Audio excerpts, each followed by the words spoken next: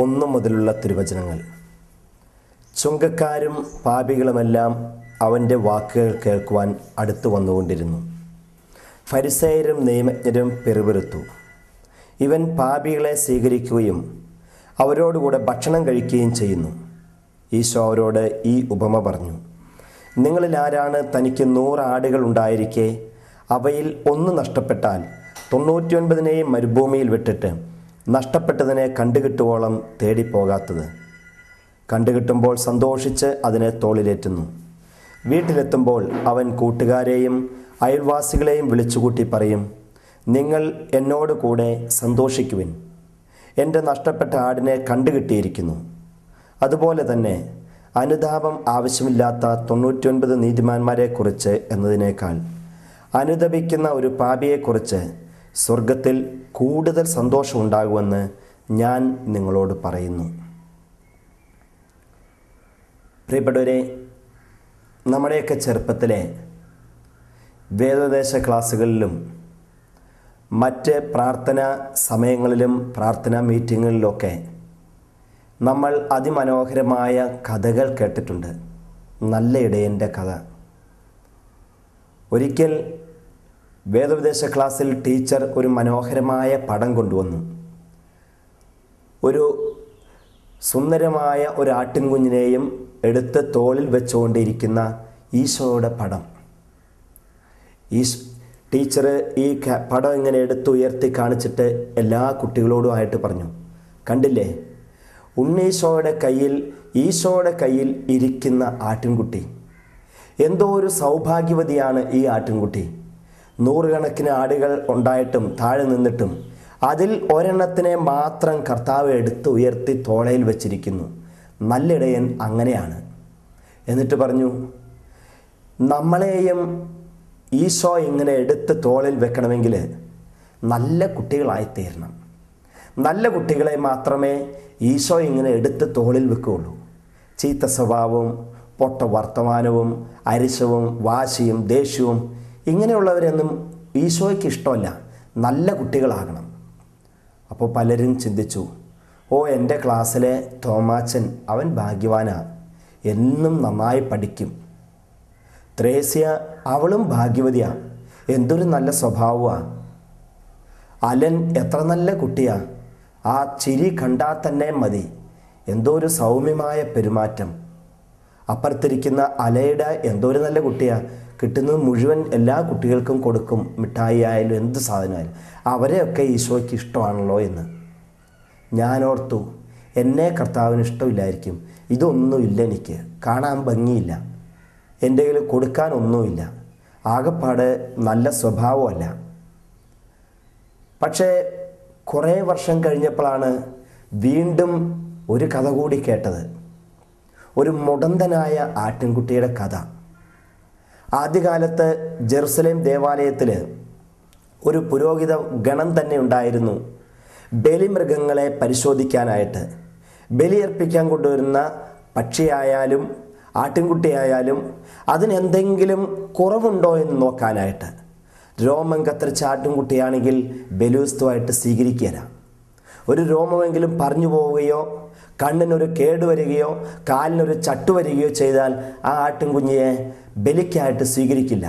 ഇത് പരിശോധിക്കാനായി വലിയൊരു പുരോഹിത വർഗം തന്നെ അന്ന് ജെറുസലേം ദേവാലയത്തിലുണ്ടായിരുന്നു.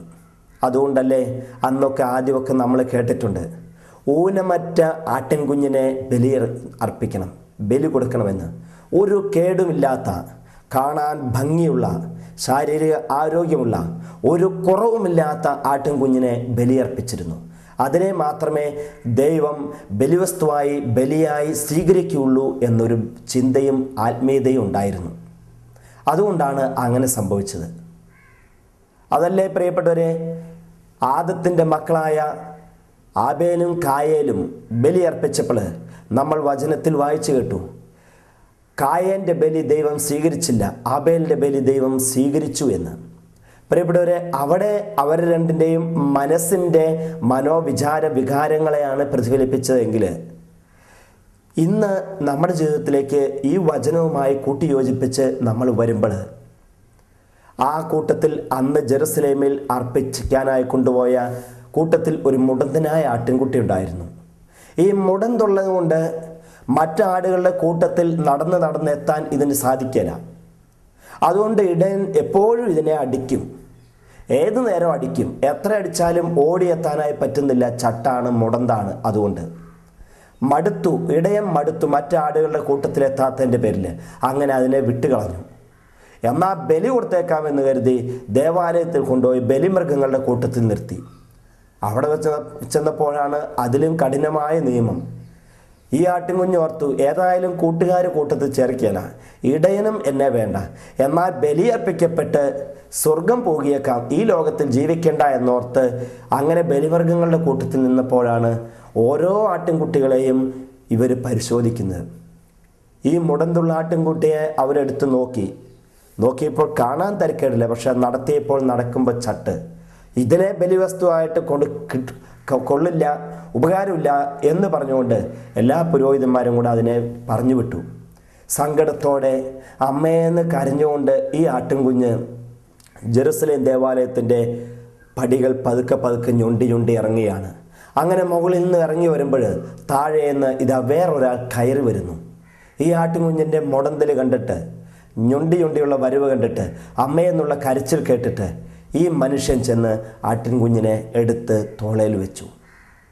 പ്രിയപ്പെട്ടവരെ, ആ ചിത്രമാണ് നമ്മൾ എന്നുമെന്നും മനസ്സിൽ കാത്തു സൂക്ഷിക്കുന്ന, നമ്മുടെ വീട്ടുപടിക്കലും വീടിൻ്റെ ഉള്ളിലും കാണുന്ന നല്ല ഇടയൻ്റെ ചിത്രം. അല്ലാതെ ഊനമറ്റ ഒരു ആട്ടിൻകുഞ്ഞിൻ്റെ ചിത്രമല്ലത്. നേരെ മറിച്ച് എല്ലാവരാലും തള്ളപ്പെട്ട, എല്ലാവരാലും ഉപേക്ഷിക്കപ്പെട്ട, ആർക്കും വേണ്ടാത്ത, ഒറ്റവാക്കിൽ പറഞ്ഞാൽ ബലിവസ്തുവാകാൻ പോലും കൊള്ളില്ലാത്ത ഒരു ആട്ടിൻകുഞ്ഞ്. പ്രിയപ്പെട്ടവരെ, ആർക്കും വേണ്ടാത്ത ഈ കുഞ്ഞിനെയല്ലേ കർത്താവ് എടുത്തുയർത്തിയത്. ഞാൻ നല്ല തമ്പുരാന് ഹൃദയം കൊണ്ട് എന്നും സ്തുതി സ്തോത്രം അർപ്പിക്കുകയാണ്. എന്തിനു വേണ്ടിയിട്ടാണ്? ഇങ്ങനെ ആർക്കും വേണ്ടാത്ത, നന്മയുടെ വലിയ കാര്യങ്ങളൊന്നും ഇല്ലാത്ത, സ്നേഹത്തിൻ്റെ ഭണ്ഡാരങ്ങളില്ലാത്ത എന്നെയും കർത്താവ് ഇങ്ങനെ എടുത്തുയർത്തിയല്ലോ എന്നോർത്ത്. ഭൗതികമായി ചിന്തിച്ചാൽ, ബുദ്ധിപരമായി നോക്കിയാൽ ഒരാളുടെ കൂട്ടത്തിലും എത്താൻ പറ്റാതെ ആത്മീയമായ വിധത്തിൽ മുടന്തുള്ള, ഭൗതികമായ വിധത്തിൽ ഞൊണ്ടി നടക്കുന്ന എന്നെയും കർത്താവ് ഇങ്ങനെ എടുത്തുയർത്തുമ്പോൾ, പ്രിയപ്പെട്ടവരെ, പിന്നെ നമുക്ക് സ്തുതിക്കാനല്ലാതെ, ആരാധിക്കാനല്ലാതെ എന്ത് ചെയ്യാനാണ് സാധിക്കുന്നത്? അതുകൊണ്ട് ആദരത്തിലും ഹൃദയത്തിലും എന്നും നല്ല തമ്പുരാന് നന്ദിയും സ്തുതിയും സ്തോത്രവും അർപ്പിക്കട്ടെ. പ്രിയപ്പെട്ടവരെ, കർത്താവ് തേടി വരുന്നത് ഒരു കുറവുമില്ലാത്ത ആട്ടിൻകുട്ടികളെ തേടിയല്ല, ഒരു കുഴപ്പമില്ലാത്തതിനെ അന്വേഷിച്ചല്ല. ഈശോ തേടി വരുന്നത് മുടന്തുള്ളതിനെ, ചട്ടുള്ളതിനെ, ഞൊണ്ടുള്ളതിനെ, ശാരീരികമായി വൈകല്യമുള്ളതിനെ, ആത്മീയമായി പ്രാർത്ഥനാപരമായി കുറവുള്ളതിനെ അന്വേഷിച്ചാണ്. ഇന്ന് ഈ സുവിശേഷത്തിലും നമ്മൾ കണ്ടു 99നെയും വിട്ടിട്ട് പാപത്തിൻ്റെ ചെളിക്കുണ്ടിലും മുൾപ്പടർപ്പിലും കിടക്കുന്ന ഒരു കുഞ്ഞാടിനെ അന്വേഷിച്ച് വരുന്ന നല്ല ഇടയനായ ഈശോയെ. പ്രിയപ്പെട്ടവരെ, ഈ വചനം നമ്മൾ വായിക്കുമ്പം എൻ്റെയും നമ്മൾ ഓരോരുത്തരെയും മനസ്സിലേക്ക് കടന്നു വരണം. എന്നിലെ കുറവുകൾ എന്തു തന്നെയായാലും, കൂട്ടത്തിലുള്ളവർ നമ്മളെ തള്ളിപ്പറഞ്ഞാലും, കൂട്ടത്തിലുള്ളവരെ കൂട്ടത്തിൽ ചേർക്കാൻ കൊള്ളില്ല എന്ന് പറഞ്ഞാലും, കർത്താവ് നമ്മളെ കാത്തുരക്ഷിക്കും. കർത്താവ് കുറവുള്ളവരെ നോക്കിയാണ് വരുന്നത്. ഈശോ കുറവുള്ള വ്യക്തികളെ അന്വേഷിച്ചല്ലേ വന്നത്. അതുകൊണ്ടല്ലേ കർത്താവ് പറഞ്ഞു, ഞാൻ വന്നിരിക്കുന്നത് നീതിമാന്മാരെ തേടിയല്ല, പാപികളെ അന്വേഷിച്ചാണ് എന്ന്. പ്രിയപ്പെട്ടവരെ, ഇന്നത്തെ സുവിശേഷത്തിൻ്റെ ആരംഭത്തിലും നമ്മൾ കണ്ടു, 15 അധ്യായത്തിലെ 1 വചനം, ചുങ്കക്കാരും പാപികളുമെല്ലാം അവൻ്റെ വാക്കുകൾ കേൾക്കുവാൻ അടുത്തു വന്നുകൊണ്ടിരുന്നു. പ്രിയമുള്ളവരെ, ദൈവത്തിൻ്റെ ശക്തി തിരിച്ചറിയുന്ന പാപിയായ മനുഷ്യൻ ഓടിയടുക്കും കർത്താവിൻ്റെ പക്കലേക്ക്. ഈ പാപത്തിൻ്റെ മുടന്ത് നമുക്കുണ്ട്, ഇല്ലായ്മയുടെ മുടന്ത് നമുക്കുണ്ട്, പ്രാർത്ഥനയുടെ മുടന്ത് നമുക്കുണ്ട്. പക്ഷേ അതുള്ള വ്യക്തികളെ കർത്താവ് എടുത്ത് ഉയർത്തും. ഒരു കുറവും ഇല്ലാത്തവരെ അല്ല ഈശോ എടുത്ത് ഉയർത്തുന്നത്. നമുക്കറിയാം, വിധവയുടെ കാണിക്കയിൽ വലിയ രത്നങ്ങൾ ചൊരിയുന്നവരെ കർത്താവ് കണ്ടില്ല. പണച്ചാക്കുകൾ കൊണ്ടുവന്ന് അങ്ങനെ തന്നെ ഇടുന്നതിനെയും കർത്താവ് കണ്ടില്ല. ഈശോയുടെ കണ്ണിൽ കയറിയതും ഈശോയുടെ ചങ്കിൽ കൊണ്ടതും ആരുടെ നാണയത്തൊട്ടാണ്? വെറും ഒരു വിധവയുടെ വെറും ഒരു ചെമ്പ് നാണയത്തൊട്ട്. പ്രിയപ്പെട്ടവരെ, ഓർക്കണം, സ്നേഹത്തിൻ്റെ രത്നം ചൊരിയുന്ന വലിയ വലിയ ആളുകളുണ്ട്. നന്മയുടെ വലിയ ഭണ്ഡാരങ്ങൾ അങ്ങനെ തന്നെ ചാക്കായി ചൊരിയുന്നവരും ഉണ്ട്. പ്രാർത്ഥനയുടെയും പരസ്നേഹത്തിൻ്റെയും പരപ്രവർത്തിയുടെയും സ്നേഹപ്രവർത്തനങ്ങളും ഒക്കെ ചൊരിയുന്ന വലിയ വലിയ ആളുകൾ ഈ ലോകത്തിലുണ്ട്. പക്ഷേ എന്നിലോ ഈ സ്നേഹത്തിൻ്റെ ചാക്കുകെട്ടില്ല. നന്മയുടെ വലിയ വലിയ രത്നങ്ങൾ എന്നിലില്ല. ആകെയുള്ളത് എന്നതാ? പ്രാർത്ഥനയുടെ ചെമ്പുതൊട്ട്, സ്നേഹത്തിൻ്റെ ചെമ്പുതൊട്ട്, നന്മയുടെ ചെറിയൊരു കഷണം. പക്ഷേ പ്രിയപ്പെട്ടവരെ, ഇങ്ങനെയുള്ള ഫ്രാഗ്മെൻസുകളെ നമ്മുടെ കയ്യിലുണ്ടെങ്കിൽ മതി. കർത്താവ് ഇതാണ് കാണുന്നത്. ഇത് കർത്താവ് കാണും. കർത്താവ് വിധവയുടെ കാണിക്കയിൽ പറഞ്ഞതുപോലെ, ഇതാ ആ മനുഷ്യൻ, ആ വിധവ തനിക്കുള്ളതൊക്കെ നിക്ഷേപിച്ചു എന്ന് പറയുന്ന പോലെ, ദേ ഈ നിൽക്കുന്ന മനുഷ്യൻ, ഈ തോമാ ചേട്ടൻ, ഈ വർഗീസ് ചേട്ടൻ, ഈ അന്തോണി ചേട്ടൻ, ഇതാ എല്ലാം നിക്ഷേപിച്ചിരിക്കുന്നു. സ്നേഹത്തിൻ്റെ ചെറിയ ഒരു കഷ്ണം ഉള്ളിലുണ്ടെങ്കിൽ അത് കർത്താവ് കാണും. പ്രാർത്ഥനയുടെ ഒരംശം, മുഴുവനുമല്ല ഒരംശമെങ്കിലും എന്നിലോ നമ്മളിലോ ഉണ്ടെങ്കിൽ അതും ഈശോ കാണും. നന്മ ചെയ്യാനുള്ള ഒരു കുഞ്ഞു മനസ്സ്, നമ്മുടെയൊക്കെ മനസ്സിൻ്റെ കോണിൽ ചെറിയൊരു നന്മയുടെ ഒരു കണിക ഉണ്ടെങ്കിൽ അത് കർത്താവ് കാണും, എടുത്തുയർത്തും. അതല്ലേ പ്രിയപ്പെട്ടവരെ, 5 അപ്പം 5000-ങ്ങൾക്കായി പങ്കുവെക്കുന്നതിന് മുൻപ് കർത്താവ് ചോദിച്ചത്, നിങ്ങളുടെ കൈവശം എന്തെങ്കിലും ഉണ്ടോ എന്ന്. നിങ്ങളുടെ കൈവശം എന്തെങ്കിലും ഉണ്ടോ എന്ന്. ശിഷ്യന്മാർ പറഞ്ഞു, കർത്താവെ, ഈ സ്ഥലം വിജനമാണ്, എന്തോരം ആളുകളാണ് ഇവിടെ, 2-3 ദിവസമായി അവർ ഭക്ഷണം കഴിച്ചിട്ട്, ഇനിയും എന്തെങ്കിലും അവർക്ക് കൊടുത്തില്ലെങ്കിൽ അവർക്ക് പോകുന്ന വഴിക്ക് അവർ തളർന്ന് വീഴും. ഈശോ എന്നതാ പറഞ്ഞേ? നിങ്ങളുടെ കൈവശം എന്തെങ്കിലും ഉണ്ടോ എന്ന് നോക്കിയെന്ന്. പ്രിയപ്പെട്ടവരെ, എന്തെങ്കിലും ഉണ്ടായിരിക്കണം. മുഴുവനൊന്നും വേണ്ട. നന്മ ചെയ്യാനുള്ള ഒരു ചെറിയ മനസ്സുണ്ടായാൽ മതി. പ്രാർത്ഥനയുടെ ഒരു അംശം ഉണ്ടായാൽ മതി. പരിത്യാഗ പ്രവർത്തനത്തിലുള്ള ചെറിയൊരു ആഗ്രഹവും താല്പര്യവും ഉണ്ടായാൽ മതി. കൈവശം എന്തെങ്കിലുമൊക്കെ ഉണ്ടെങ്കിൽ കർത്താവ് അതിനെ വളർത്തും, ഈശോ അതിനെ ഉയർത്തും, നന്മയുടെ വലിയ കേദാരങ്ങളാക്കി നമ്മളെയൊക്കെ മാറ്റും. പ്രിയപ്പെട്ടവരെ, ഓർക്കണം, ഈ ആട്ടിൻകുഞ്ഞിനെ കർത്താവ് എങ്ങനെ കണ്ടുമുട്ടിക്കഴിഞ്ഞപ്പോൾ ഈശോ എന്താ ചെയ്തതെന്ന്. ഈശോ ഉടനെ തന്നെ അതിനെ എടുത്ത് തോളിൽ വെച്ചു. സ്നേഹത്തോടെ എടുത്ത് തോളിൽ വെച്ച് അതിൻ്റെ കയ്യിലും കാലിലും ഇങ്ങനെ പിടിച്ച് കടന്നു വരുന്നു. 2 കാരണങ്ങൾ കൊണ്ടാണ് ഈശോ ഈ ആട്ടിൻകുഞ്ഞിനെ എടുത്ത് തോളിൽ വെച്ച് ഇങ്ങനെ കയ്യേലും കാലേലും പിടിച്ചുകൊണ്ട് നടക്കുന്നത്. നമ്മളൊക്കെ പെരുന്നാളിന് പോകാറുണ്ട്. പള്ളിയിൽ വിശുദ്ധ സെബസ്ത്യാനോസിൻ്റെയോ അന്തോണീസ് പുണ്യാളിൻ്റെയോ ഒക്കെ തിരുനാളിന് പോകുമ്പോൾ വീടുകളിൽ നിന്ന് അമ്മമാർ കുട്ടികളെയും കൊണ്ട് പള്ളിയിലെത്തും. ഈ അമ്മമാരെന്താ ചെയ്യുന്നത്? 4 വയസ്സോ 5 വയസ്സോ ഒക്കെ പ്രായമുള്ള കൊച്ചുങ്ങളെ കയ്യെ പിടിക്കും. ഇങ്ങനെ അടുത്ത് കയ്യിൽ പിടിച്ച് കൂട്ടത്തിൽ ചേർത്ത് ഇങ്ങനെ കൊണ്ടു നടക്കും. ഒരിക്കലും കയ്യിൽ നിന്ന് വിടിയല. തിക്കിലും തിരക്കിലും എതിരെ നടന്നാലും കുഞ്ഞിനെ കയ്യിൽ നിന്ന് വിടുന്ന പ്രശ്നമില്ല. എന്തുകൊണ്ടാണ്? 2 കാരണങ്ങൾ കൊണ്ടാണ്. ഒന്ന്, കൂട്ടം തെറ്റി പോകുമെന്ന് ഒരു പേടിയാണ്. കയ്യിൽ നിന്ന് വിട്ട് എങ്ങനെയെങ്കിലും കൂട്ടത്തിൽ പെട്ടുപോയാൽ പിന്നെ ഭയങ്കര ബുദ്ധിമുട്ടാണ്, വിഷമമാകും, കണ്ടു കിട്ടിയില്ലെങ്കിലോ എന്ന് ഓർത്തിട്ട്. 2, ഈ തിരുനാൾ പറമ്പിൽ മുറ്റത്ത്, പള്ളിമുറ്റത്ത് നമ്മൾ ചെല്ലുമ്പോൾ കാണാം എല്ലായിടത്തും ബലൂണുകൾ, പീപ്പികൾ, പാവകൾ, ഇതൊക്കെ മനോഹരമായിട്ട് വെച്ചിരിക്കുന്നത്. ഇത് കാണുമ്പോഴത്തേനും ഈ കുഞ്ഞ് ചിലപ്പം ഓടും. പീപ്പി വാങ്ങിക്കാനായിട്ട്, ബലൂൺ വാങ്ങിക്കാനായിട്ട് ഓടും. പിന്നെ കുഞ്ഞിനെ കണ്ടുകിട്ടാൻ വിഷമമാകും ചിലപ്പം. അതും ഓർത്തുകൊണ്ട് ഇതാ സ്നേഹമുണ്ട്, പരിഗണനയുണ്ട്, എന്നാലും ഈ പീപ്പിയുടെ അടുത്തോട്ടും ബലൂണിൻ്റെ അടുത്തോട്ടും ഓടുമെന്ന് പേടിയാണ്. അതുകൊണ്ട് കയ്യെന്ന് വിടിയല. പ്രിയപ്പെട്ടവരെ, ഈശോ ഇങ്ങനെ ആടിനെ തോളിലെടുത്ത് വെച്ചേക്കുന്നതും 2 കാരണങ്ങൾ കൊണ്ടാണ്. ഒന്നാമതായി, ഈ ആട്ടിൻകുഞ്ഞിന് ഒറ്റയ്ക്ക് നടക്കാൻ പറ്റിയില്ല. ചെളിയിലും മുള്ളിലും പാപത്തിൻ്റെ കല്ലിലും ഒക്കെ പെട്ട് ഇതാകപ്പാടെ അവശയായി. ഇനി ഒറ്റയ്ക്ക് അതിനെ കൊണ്ട് തിരിച്ച് നടക്കാനായിട്ട് തിരിച്ചെത്താനായിട്ട് സാധിക്കില്ല. അതുകൊണ്ട് കർത്താവ് അതിനെ എടുത്ത് തോളിൽ വെച്ച് 2 കൈകൾ കൊണ്ടും ഇങ്ങനെ പിടിച്ചിരിക്കുന്നു. രണ്ടാമത്തെ കാരണം, ഇങ്ങനെ എടുത്തുകൊണ്ട് വെക്കാനുള്ള രണ്ടാമത്തെ കാരണം, ഈശോയ്ക്ക് തന്നെ സംശയമാണ്. ഇതിനെ ഏതെങ്കിലും കാരണവശാൽ നിലത്തിറക്കി കൂടെ പോരെന്നും പറഞ്ഞ് വഴിയിലോട്ട് ഇറക്കിയാൽ കുറച്ച് കഴിയുമ്പോഴത്തേനും ഇത് തിരിച്ചോടിയെങ്കിലോ എന്ന്. പാപത്തിൻ്റെ മുള്ളിലേക്കും പാപത്തിൻ്റെ കല്ലിലേക്കും പാപത്തിൻ്റെ ചെളിയിലേക്കും ഈ ആട്ടിൻകുഞ്ഞ് വീണ്ടും തിരിച്ചോടുമോ എന്ന് ഇതിന് ഈശോയ്ക്ക് സംശയം. അതുകൊണ്ട് കർത്താവ് സ്നേഹത്തോടുകൂടി തോളിൽ വെച്ച് 2 കൈയും കൊണ്ടും കയ്യേലും കാലേലും മുറുക്കി പിടിച്ചു.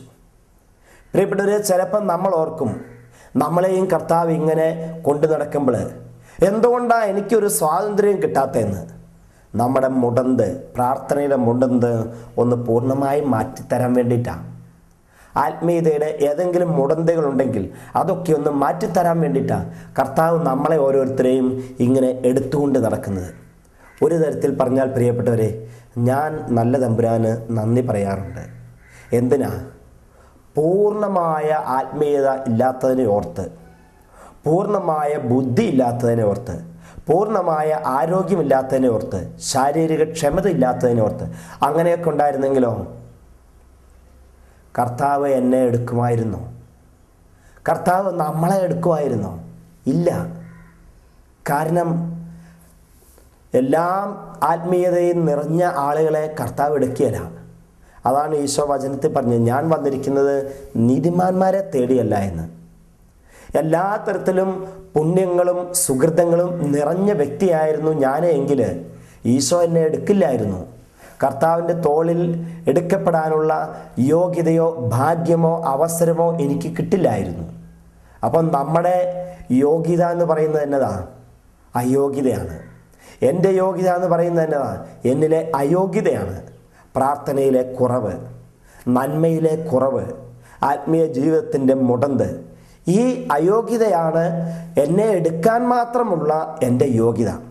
കർത്താവ് എന്നെ എടുക്കാൻ മാത്രമുള്ള എൻ്റെ യോഗ്യത ഇങ്ങനെയുള്ള അയോഗ്യതകളാണ്. പ്രിയപ്പെട്ടവരെ, അതുകൊണ്ട് എൻ്റെ മനസ്സിൽ, നമ്മൾ ഓരോരുത്തരെയും മനസ്സിൽ എന്നും കർത്താവിനോടുള്ള സ്തുതിയും ആരാധനയും നന്ദിയും ഉണ്ടായിരിക്കണം.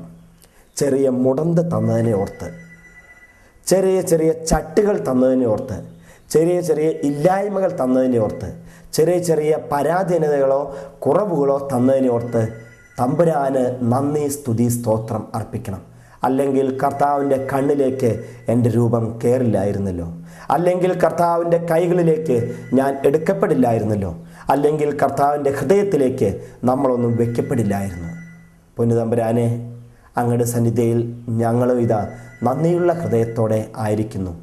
നന്ദിയുള്ള ഹൃദയവും നന്ദിയുള്ള മനസ്സുമായി ഇതാ ഞങ്ങളും അങ്ങയുടെ സന്നിധിയിൽ ആയിരിക്കുന്നു. ഈ സുവിശേഷത്തിൽ വായിച്ചു കേട്ടതുപോലെ ചുങ്കക്കാരും പാപികളുമെല്ലാം അങ്ങയുടെ സന്നിധിയിൽ വന്നു.